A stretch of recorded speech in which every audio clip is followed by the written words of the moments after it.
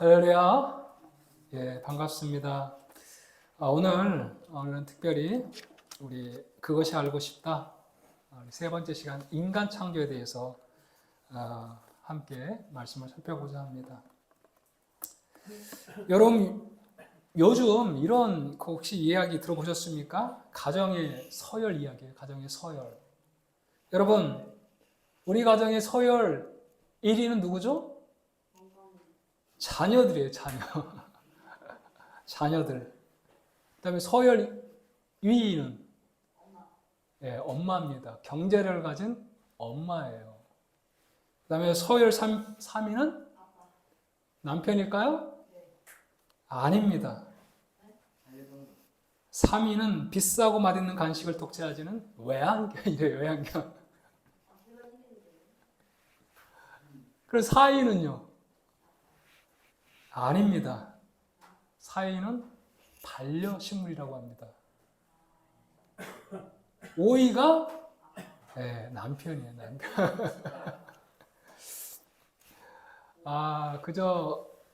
그냥 가벼운 농담 같지만 가만히 생각해 보면 씁쓸한 우리 시대의 자화상이라고 할 수 있어요. 실제로 요즘은요, 사람의 가치가 정말 외환동물보다 못한 것 같아요. 여러분, 강아지가 아프면요, 수백만 원을 들여가지고 수술을 시킵니다. 그리고 여러분, 요즘은요, 강아지가 걸어 다니지도 않아요. 유모차를 타고 다닙니다. 그것도 최고 유모차. 정작 우리가 뉴스를 보면요, 부모와 자녀 간에 그렇게 서로를 외면하고 돌아보지도 않아요. 그래서 아버지가 고독사로 돌아가시는 그런 일들이 굉장히 많잖아요. 또 이웃의 아픔에는 철저히 무관심한 그런 일들이 매일매일 우리 가운데 일어나고 있어요. 세상은 이처럼 어떤 사람의 가치를 돈으로 평가하고 또 능력으로 줄을 세우고 때로는 외한 동물보다 아주 못하게 그렇게 대우하지만 성경은 얼마나 사람이 고귀한 존재인지, 얼마나 가치 있는 존재인지, 우리 인간의 존재의 가치를 분명히 말씀하고 있다는 거예요. 우리가 오늘 말씀을 살펴보면서 정말 인간 창조가 어떻게 이루어졌는지, 그리고 그 안에서 정말 우리가 얼마나 소중한 존재인지, 또 나를 사랑하는 만큼 내 옆에 있는 사람이 얼마나 소중한 존재인지, 그에 걸맞는 우리의 삶을 회복하는 그러한 시간이 되길 축복합니다. 오늘 먼저 한번 말씀을 보시면요, 창세기 2장 7절에 보면 이렇게 말하고 있어요. 여호와 하나님이 땅의 흙으로 사람을 지으시고 생기를 그 코에 불어넣으시니 사람이 생명이 되니라. 여러분, 이게 한글인데 뭐가 이렇게 어렵습니까?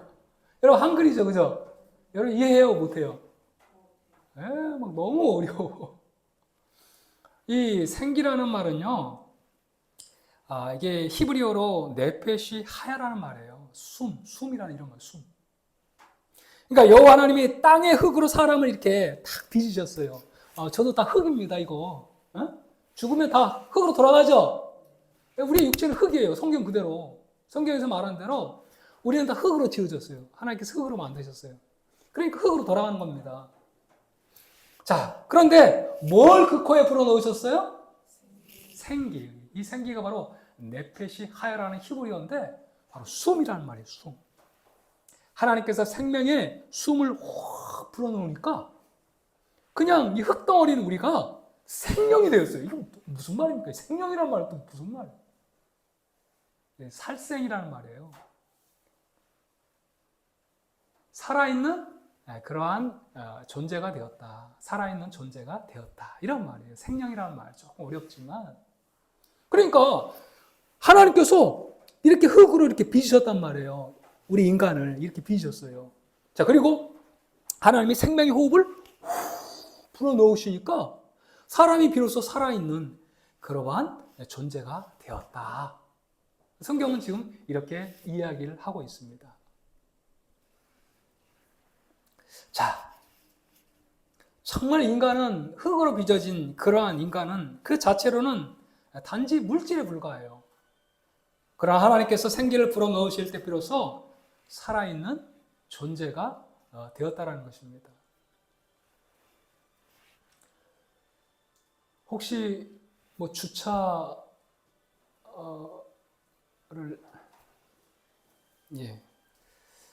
저한테 전화가 오는 거 보니까 아마 주차 문제인 것 같아요.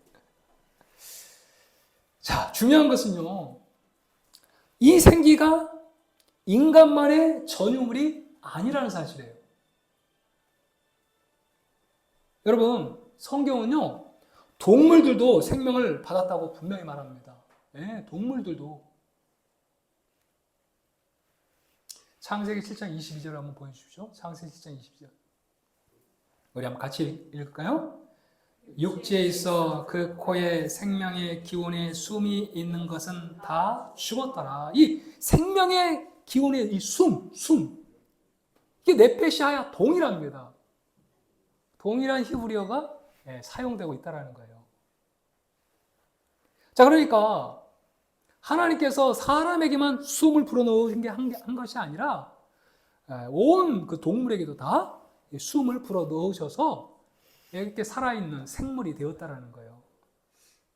물고기에게도, 그리고 이번에 그 탈출한 늑대에게도 다 이렇게 생명의 호흡을 불어 넣으셔서 이 생물이 된 거죠. 생명이 된 거죠. 자, 그래서 이 생기는요, 인간만의 어떤 특별함을 설명하는 그런 개념이 아니라 하나님께서 모든 생명체에게 주신 그 생명을 의미하는 거예요. 자, 그렇다면 여러분, 우리가 한번 생각해 봐요. 그렇다면 정말 인간의 특별함은 어디에 있는 것인가? 뭐 인간도 하나님께서 숨을 불어넣으셔서 살아있는 이러한 존재가 되었고, 여러 동물들도 다 하나님이 숨을 불어넣으셔서 살아있는 그러한 존재가 여러분 된 거 아닙니까? 그러면 인간의 특별함이 어디에 있습니까? 동물과 다른 점이 뭐가 있냔 말이에요. 바로 오늘 말씀에 그 힌트를 말씀하고 있어요.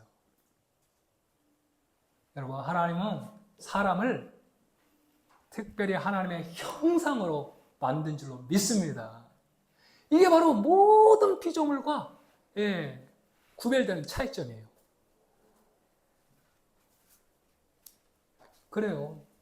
모든 피조물과 구별되는 유일한 차이점, 그것이 바로 하나님의 형상으로 사람을 지었다는 말이에요. 다 하나님께서 숨을 불어넣으셨지만 특별히 사람만은 하나님의 형상으로 그렇게 만드셨다는 거예요. 그래서 모든 것들이 딱 구분짓는 유일한 기준이 바로 이 하나님의 형상이라는 말이에요.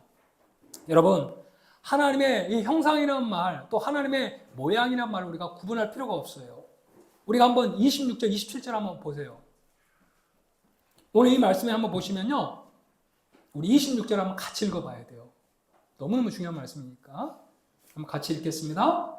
하나님이 이르시되 우리의 형상을 따라 우리의 모양대로 우리가 사람을 만들고 그들로 바다의 물고기와 하늘의 새와 가축과 온 땅과 땅에 기는 모든 것을 다스리게 하자 하시고, 자, 28절도 하나님이 그들에게 복을 주시며 하나님이 그들에게 이르시되 생육하고 번성하여 땅에 충만하라. 땅을 정복하라. 바다의 물고기와 하늘의 새와 땅에 움직이는 모든 생물을 다스리라 하시니라. 자, 우리가 오늘 이 말씀을 이렇게 보면요, 26절에서는 하나님의 형상, 하나님의 모양대로, 27절을 보면 하나님의 형상대로 우리 인간을 만드셨다라고 말씀하고 있어요. 그래서 성경학자들은 도대체 하나님의 형상과 모양이 어떤 차이가 있을까? 여러 가지 이야기를 이렇게 많이 하는데 분명한 사실은 우리 창세기 5장 3절 한번 보여주십시오. 자, 이 말씀도 한번 같이 읽어볼까요? 시작. 아담은 130세에 자기의 모양 곧 자기의 형상과 같은 아들을 낳아 이름을 셋이라 하였고. 자, 오늘 이 말씀을 한번 보세요. 형상과 모양이 구분이 돼요, 안 돼요? 안 돼요. 그러니까 형상과 모양을 여러분 뭐 구분할 필요 없어요. 보완적으로 사용되는 거예요. 그러니까 조금 더 강화. 예. 그러니까 반복적 용어를 사용해서 그 의미를 강화하는 것이라고 우리가 해석하면 되겠어요. 자, 그래서 여러분 우리 인간은 하나님의 형상으로 지음을 받았다. 이게 가장 중요한 차이점이에요. 모든 하나님께서 쉼을 내페시하여 생명을 불어넣으셨어요. 예, 동물에게도 우리 인간에게도 다 생기를 불어넣으셨어요. 그래서 살아있는 존재가 된 것입니다. 그러나 우리 인간만은 특별히 여러분 하나님의 형상으로 만드신 줄로 믿습니다. 네. 자, 그러면 여러분 하나님의 형상이란 어떤 의미가 있는지 이걸 한번 살펴봐야 되잖아요. 그럴 때 여러분 이 의미를 우리가 알 때 우리 자신에 대한 가치 그리고 타인의 소중함 또 다른 그런 사람들의 삶을 우리가 회복하며 살아가게 되는 줄로 믿습니다. 하나님의 형상이란 도대체 무슨 의미인가? 하나님이 인간만을 하나님의 형상으로 만드셨는데 그렇다면 이 하나님의 형상이란 어떤 의미가 있는가? 자, 첫 번째. 하나님의 형상으로 지음받았다는 것은 하나님의 속성을 따라 지음받았다는 그런 의미예요. 하나님의 성품을 따라. 그러니까 조금 쉽게 이야기하면 하나님의 마음과 성격을 쏙 빼닮았다 이런 말이에요. 여러분 하나님은 형상이 있어요 없어요? 네, 하나님은 형상이 없어요. 우리처럼 이렇게 사람의 모양이 아니에요. 하나님은 영이시기 때문에 형상이 없는 줄로 믿습니다. 예. 그래서 여기서 사용된 이 형상이란 외적인 모습이나 형태가 아니라 성품이나 또는 성격을 말하는 거예요. 성품이나 성격. 자, 그러니까 이런 거예요. 우리가 여러분 생각하잖아요. 그죠, 여러분? 이걸 지적이라고 이야기해요. 지적. 또 우리가 서로 인격 대 인격을 주고받잖아요. 그래서 인격적이라고 이렇게 이야기를 해요. 그리고 또 우리는 도덕적인 여러분 속성을 가지고 있는 줄로 믿습니다. 그러니까 우리가 도덕적인 결정을 내리는 것도 다 인간이 하나님의 형상대로 지음을 받았기 때문이라는 사실이에요. 자, 아담과 하와가 선악과를 따먹었을 때 가장 처음에 느낀 감정이 뭐였죠? 네? 첫 번째 감정이 뭐였어요? 아담과 하와가 선악과를 딱 따먹었을 때 가장 먼저 느꼈던 감정. 부끄러움을 느꼈어요. 부끄러움. 맞아요. 왜 부끄러움을 느껴요? 내가 뭔가를 잘못했다라고 생각을 한 거예요. 그래서 부끄러움을 느낀 거예요. 하나님의 형상을 가진 존재로 지음을 받았기 때문에 죄를 지을 때 마음이 괴롭습니다. 거짓말을 하면 가슴이 벌렁벌렁거리고요. 나쁜 짓을 하고 나면 마음이 무거워지는 이유가 여기에 있는 거예요. 하나님의 형상대로 지음을 받았기 때문에 그래요. 아무리 악한 인간이라도 여러분 죄를 짓고 나면 마음이 편해요? 아니요. 마음에 가책을 느끼게 돼요. 불행한 일을 볼 때 함께 아픔을 느끼고 돕고자 하는 마음이 일어나고 선한 일에 열심을 내는 그 이유가 다 우리 안에 하나님의 형상이 심겨져 있기 때문에 그렇다라는 거예요. 여러분 짐승들 한번 잘 보세요. 막 사자가 사슴을 딱 잡아먹었어요. 내가 사슴을 잡아먹었어 하면서 막 밤에 막 울면서 일어나요? 여러분 사자가 사슴을 잡아먹었다고 막 울고 그래요? 여러분 집에 애완견 있죠? 애완견이 막 집을 난장판으로 막 다 어지럽혔어요. 그리고 나서 아유 내가 막 난장판을 폈어 하면서 막 울고 막 그러나요? 아니요. 강아지는 온통 다 가정을 다 어지럽게 하지만 가슴 아파하거나 후회한 적이 없다라는 거예요. 그러나 인간만큼은 죄를 지을 때 양심의 가책을 느낀다는 거예요. 왜요? 하나님의 형상대로 여러분 지음을 받았기 때문인 줄로 믿습니다. 여러분 이렇게 인간을 그러나 여러분 한갓 동물처럼 그렇게 먹고 배설하고 생산하는 그러한 기능만을 강조한다면 그것은 동물과 같은 거예요. 동물과. 우리에게서 하나님의 형상이 지워지면 여러분 동물과 같아질 뿐만 아니라 오히려 동물보다 못한 그러한 존재가 되어 버리는 것입니다.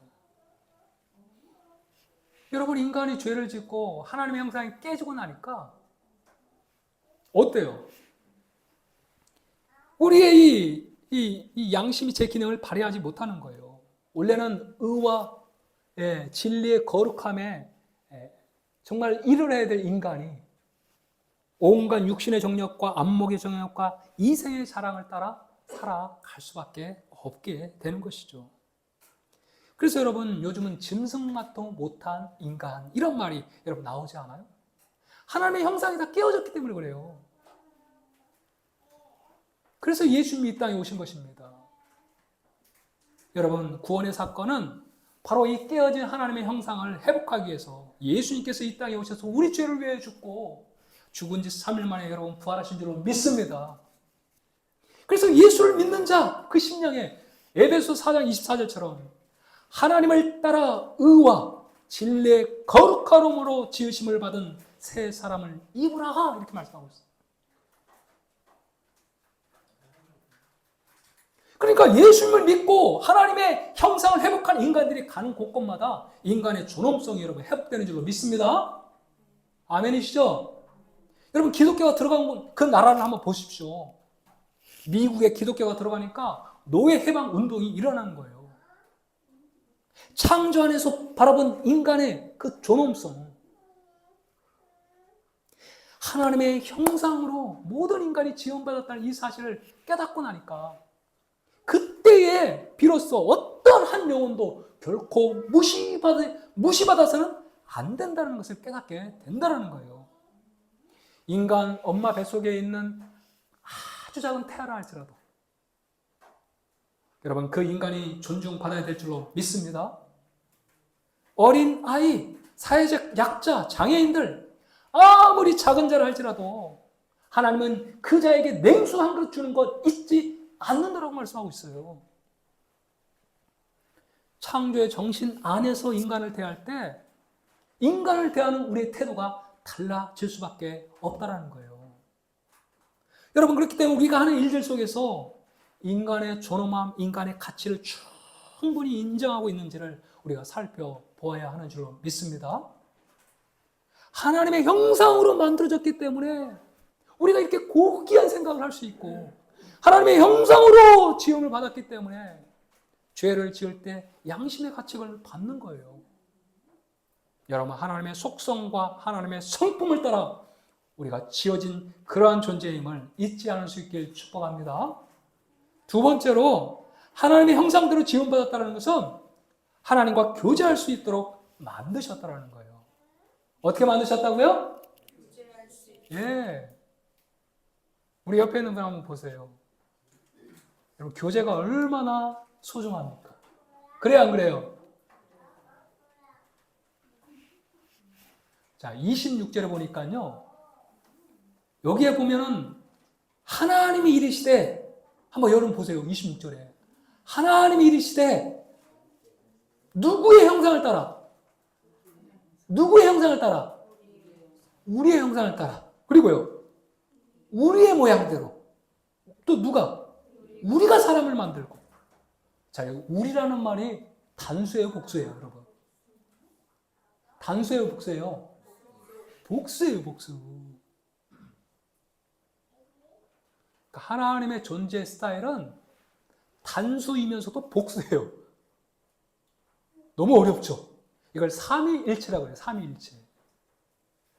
한 본질 아래 삼위, 삼인격이 인격으로 존재하신 분이 우리 하나님이세요.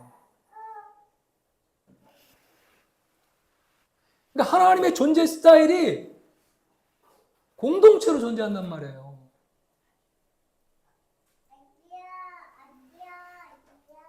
자, 그래서 여러분 사람도 그냥 아담만 창조하셨을까요? 하나님께서? 아니요.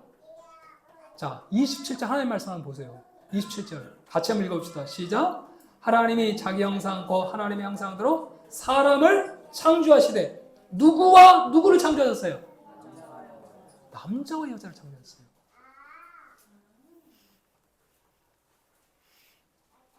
하나님의 존재 스타일이 공동체로 존재하기 때문에 인간도 공동체로 만드신 거예요. 아담 한 명만 만드신 게 아니라 남자와 여자를 만드신 거예요. 그래서 여러분, 함께 거하면서 하는 게 뭐겠어요? 서로 소통하고 교제하고 나누고. 그래서 감옥 안에요. 가장 감옥에서 힘든 그런 곳이 어딘 줄 아십니까? 여러분 독방이라 들어보셨어요? 독방? 사람이요. 대화하지 않고 1, 2년을 지나면 거의 미쳐버린다고 합니다.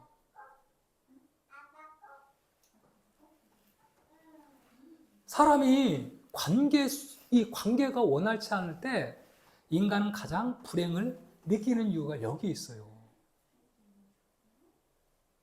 모든 물질이 풍족하고 내가 건강하고 모든 것들을 다 가졌다 할지라도 관계가 깨어져 있으면 행복해요? 행복하지 않아요? 행복하지 않아요.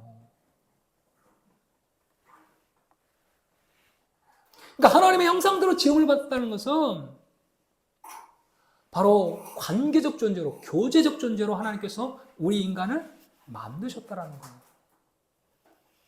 가장 중요한 것이 우리 인간과 하나님과의 관계예요. 우리 인간이 누릴 수 있는 최고의 특권은 그렇기 때문에 하나님과 여러분 교제인 줄로 믿습니다. 하나님과의 교제예요. 에덴 동산에서는 하나님과 이 소통이 가능했어요. 친밀한 교제를 나누었고 하나님을 예배하는 삶을 살았어요. 여러분 예배가요.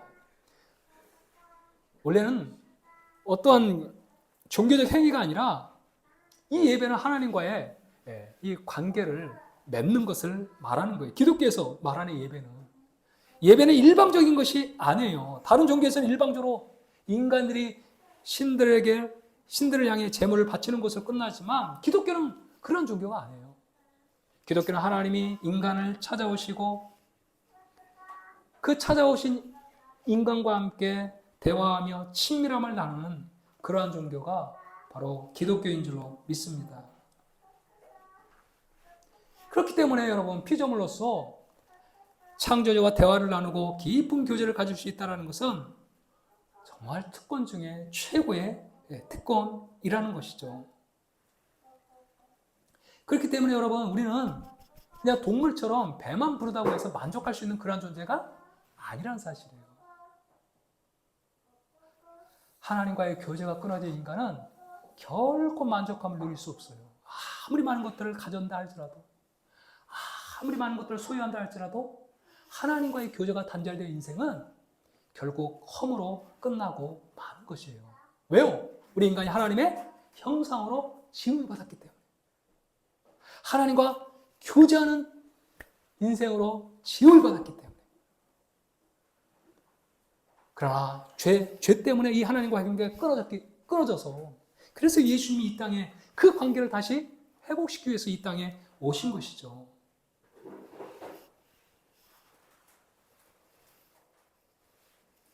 여러분 진짜 예수님이 나의 죄를 위해 죽고 죽은 3일 만에 부활하신 이 놀라운 이 복음을 여러분 우리가 진짜 마음으로 듣고 예수님을 영접할 때 우리의 죽은 심령이 죽은 영혼이 여러분 살아나게 되는 줄로 믿습니다. 그래서 예수님을 만날 때 우리의 이 영적 기능이 살아나요. 예배를 드릴 때 하나님의 인재를 맛보기 시작하고요. 말씀을 들을 때 그 영적인 깨달음이 깨달아져요.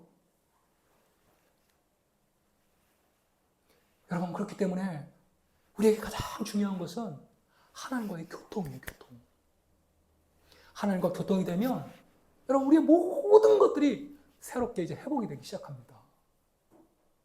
하나님과의 교통이 막혀있기 때문에 우리의 모든 삶이 막히는 거예요. 하나님과의 교제가 회복이 되면 그때부터 우리의 모든 인생이 새롭게 회복되는 역사가 반드시 일어나게 됩니다. 그래서 여러분 우리가 하나님의 형상으로 지음을 받았기 때문에 하나님과의 이 교제가 하나님과의 소통이 하나님과의 교통이 여러분 회복이 될 때만이 우리의 인생이 진짜 그때부터 새롭게 변화되는 그런 은혜의 역사가 일어나게 된다는 거예요. 여러분 기억하십시오. 우리가 하나님의 형상으로 지음받았다는 것은 하나님과 교제하는 인생으로 지음을 받았다는 이 사실이에요. 그래서 여러분 만약에 우리 가운데 정말 고정적으로 짓는 반복적으로 짓는 죄가 있다고 한다면 그 죄를 속히 예수 앞에 가지고 나와 회개하시고 여러분 하나님과 관계를 새롭게 회복해야 될 줄로 믿습니다. 하나님과 관계가 회복될 때 여러분 우리의 모든 삶이 회복되는 바로 그 역사가 일어나기 시작해요. 그래서 여러분 우리의 생명은 하나님과의 관계 회복에 있는 것인 줄로 믿습니다. 그래서 예수님이 이 땅에 오신 거예요. 예수님이 우리 죄를 위해 죽고 예수님이 죽은 지 3일 만에 부활하신 것입니다. 하나님과의 깨어진 관계가 다시 회복되어서 우리에게 풍성한 삶을 주시고자 예수님이 이 땅에 오신 줄로 믿습니다. 여러분 기억하십시오. 하나님의 형상으로 지음받았다는 이 사실은 바로 하나님과 교제하는 인생으로 지음을 받았다는 이 사실이에요. 우리 마지막으로 세 번째 한번 같이 읽어볼까요? 같이 읽겠습니다. 하나님의 형상으로 지음받았다는 것은 다스리는 자, 하나님의 대리 통치자로 세웠다는 사실이에요. 여러분 이 사실을 분명히 기억하셔야 돼요. 여러분 26절과 26절 끝에도 나오지만 왜 하나님의 형상으로 하나님께서 지으셨어요? 뭐 하라고? 26절 끝에 보면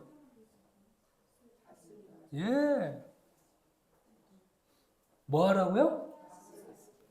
하나님의 형상으로 하나님께서 우리를 지으신 것은 바로 우리에게 이 통치권, 이 다스리는 사명을 주신 거예요.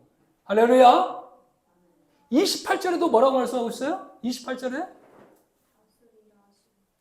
우리 끝에 보면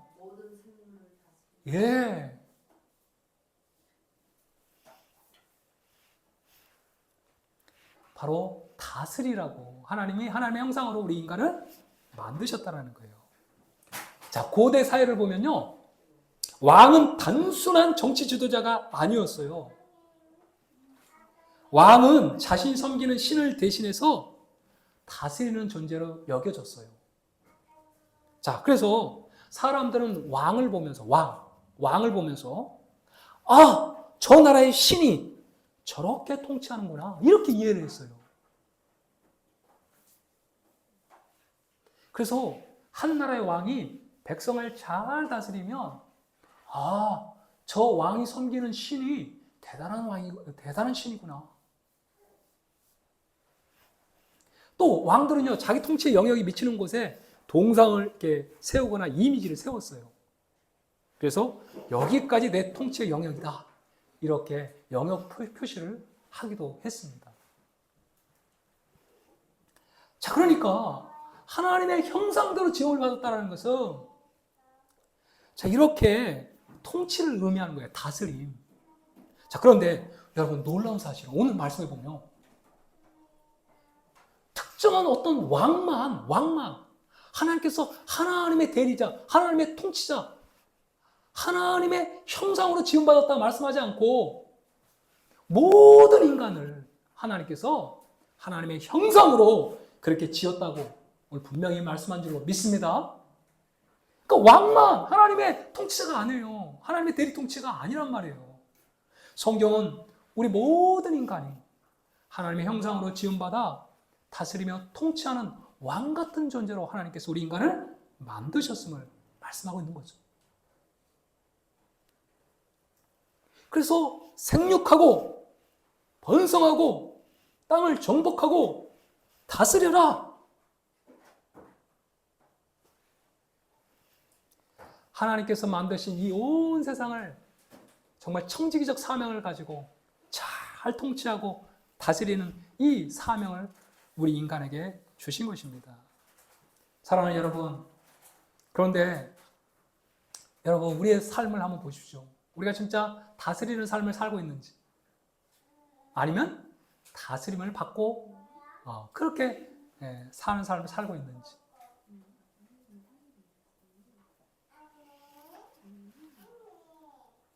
우리 인간은 다스리는 존재지 다스림을 받는 존재가 아니라는 말이에요.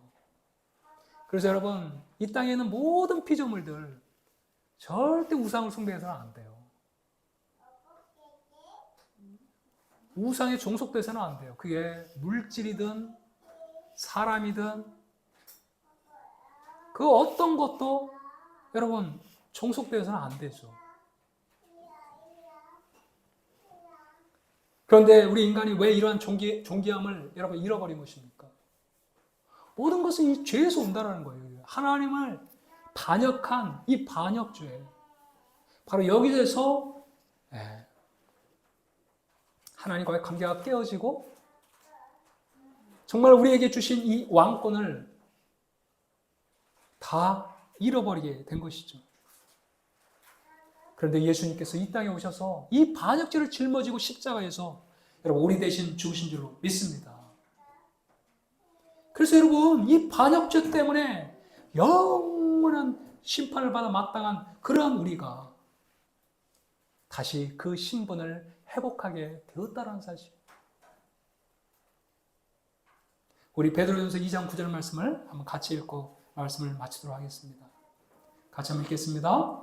그러나 너희는 택하신 족속이요 왕 같은 제사장이요 거룩한 나라요 그의 소유된 백성이니 이는 너희를 어두운 데서 불러내어 그의 기이한 빛에 들어가게 하시니 아름다운 덕을 선포하게 하려 하심이라. 아멘. 여러분 우리는 그냥 살아가는 존재가 아닙니다. 그냥 단지 먹고 사는 살아가는 그런 존재가 아니라는 거예요. 반드시 하나님께서 이 땅에 하나님의 통치를 드러내며 살아가는 그러한 사람들로 우리를 예수님 안에서 부르신 줄로 믿습니다.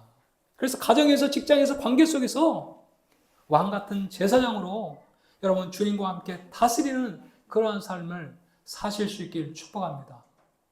환경을 다스리십시오. 여러분의 감정을 다스리십시오. 물질을 다스리십시오. 우리가 이러한 삶을 살 수 있는 유일한 길은 나의 왕이 바뀌었기 때문에 그래요. 나의 왕이 바뀌었기 때문에 그래요. 이제는 더 이상 악한 사탄 마귀가 나의 왕이 아닙니다.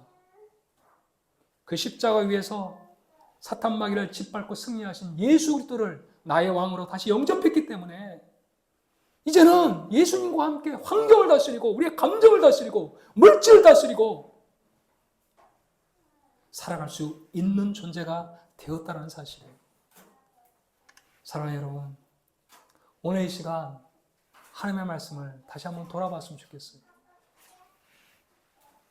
여러분 우리가 정말 특별한 이유는 사람이 진짜 특별한 이유는 하나님께서 우리 코에 생기를 불어넣었기 때문에 그런 게 아니라는 사실이에요. 우리 인간이 진짜 특별한 존재는 하나님께서 우리 인간을 하나님의 형상으로 만드셨기 때문인 줄로 믿습니다. 그래서 모든 동물과 모든 식물과 모든 피조물과 유일한 차이점. 그래서 우리 인간은 그렇게 거룩함을 추구할 수 있게 되는 것이고 하나님의 성품을 따라요. 그리고 우리 인간은 하나님의 형상으로 지음받았기 때문에 우리가 하나님과 교통하며 교제하며 여러분 소통하며 나아가게 되는 줄로 믿습니다. 하나님의 형상으로 지음을 받았기 때문에 오늘 또 환경을 다스리고 우리의 감정을 다스리고 물질을 다스리고 이 세상의 것들을 여러분 다스리며 살아갈 수 있는 그런 왕 같은 그러한 존재가 되었다는 이 사실을 여러분 우리가 기억하고 오늘도 나의 영원하신 왕 예수 그리스도와 더불어 여러분 다스리며 살아가는 저와 여러분이 될 수 있길 주의 이름으로 축복합니다. 하나님의 형상으로 지음받은 존재임을 알고 자신을 존귀히 여기고 타인을 존중히 여기며 늘 하나님과 교제하며 하나님 외에 다른 어떤 것에도 얽매이지 않고 통치하며 다스리는 삶을 살아가는 저와 여러분이 되길 주의 이름으로 축복합니다. 아멘.